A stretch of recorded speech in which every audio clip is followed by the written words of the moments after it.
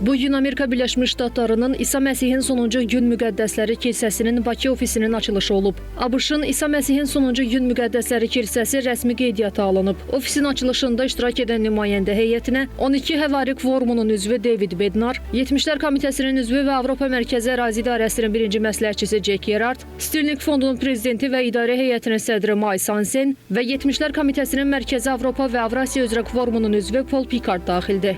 Dini qurumlarla iş üzrə Dövlət Komitəsinin sədri Ramin Məmmədov açılışda çıxışı zamanı bildirib ki, ABŞ-ın İsa Məsihin sonuncu gün müqəddəsləri kilsəsinin Bakı ofisinin açılması Azərbaycan xalqının əsrlər boyu formalaşdırdığı adət-ənənələr və milli kimlikdən irəli gələn bir hadisədir. Qafqaz Müsəlmanları İdarəsinin sədri Şeyxülislam Allahşükür Paşazadə isə Azərbaycanda mövcud dinlərə mənsub şəxslərin qardaşlıq mühitində yaşadığını deyib. 12 Həvari Kvorumunun üzvü David Bednar isə bildirib ki, Azərbaycanda hər bir dini inanca eyni diqqət və qayğının göstərildiyi müşahidə edilir.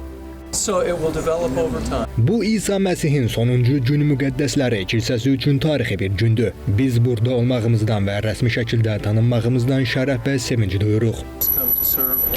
Dini qurumlarla iş üzrə Dövlət Komitəsinin sədri müavini Gündüz İsmailov Azərbaycanda qeyri-İslam dini icmalarının sayının 39'a çatdığını deyib. O bildirib ki, kilsənin Bakıdakı ofisinin açılması Azərbaycanda vicdan azadlığının təmin olunmasının bariz nümunəsidir. Mormon kilsəsinin ofisinin açılış mərasiminə Azərbaycanda fəaliyyət göstərən bütün dini konfensiyaların nümayəndələrinin, o cümlədən Qafqaz Müsəlmanları İdarəsinin sədri Şeyxülislam Allahşükür Paşazadənin və onun müavinlərinin, eyni zamanda Katolik kilsəsinin, Alban Udi dini icmasının nümayəndələrinin və digər dini icmaların nümayəndələrinin iştirakı onu deməyə əsas verir ki, Azərbaycanda tarixən formalaşmış tolerant, multikultural mühit bu gün də nəinki bu proseslər, multikultural tolerant mühit bu gün də mövcuddur, hətta bu mühit inkişaf etməkdə davam edir. Yəni, Azərbaycan tarixi ənənələrinə sadiqdir.